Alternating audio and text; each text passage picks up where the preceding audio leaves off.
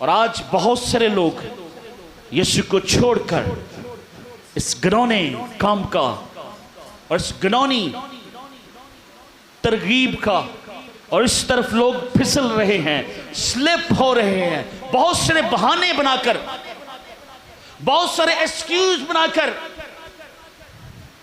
और सबसे बड़ा एक्सक्यूज क्या है? ये क्रिश्चियनों के बच्चे पढ़े लिखे नहीं हैं और मेरी बेटी ये मेले चैले शायद अनपढ़ जरूर हैं, लेकिन इनके दिल यीशु के लहू से धुले हुए हैं। आमीन।